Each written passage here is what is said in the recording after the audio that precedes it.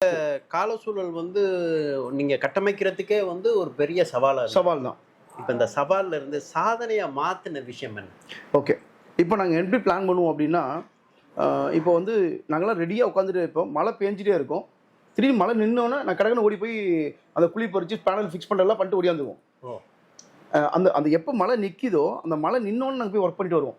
அந்த மாதிரி man power என்ன பண்ணுவோம், நாங்கள் அலோகேட் பண்ணி ரெடியாக வச்சுட்டே இருந்தோம். இது நாங்கள் அதுதான் எங்களுடைய ப்ளஸ் சொல்லணும்னு வச்சுக்கோங்களேன். ரெண்டாவது விஷயம் என்னென்னா, அங்கே மழை பெஞ்சிட்டு இருக்க டைமில் கூட காங்கிரீட் போட்டோம். அந்த பில்லர் நீங்கள் வீடியோவில் பார்ப்பீங்க. அந்த பில்லர்லாம் கொஞ்சம் நல்லா ஹெவியாகவே கெமிக்கல்லாம் போட்டு அதை ஆடாமல் அந்த உப்பு காற்று அரிக்காத அளவுக்கு நீங்கள் வந்து அதுக்கு வந்து கெமிக்கல் ட்ரீட்மெண்ட்டும் பண்ணி தான் நாங்கள் ஸ்ட்ரக்சரே போட்டோம்.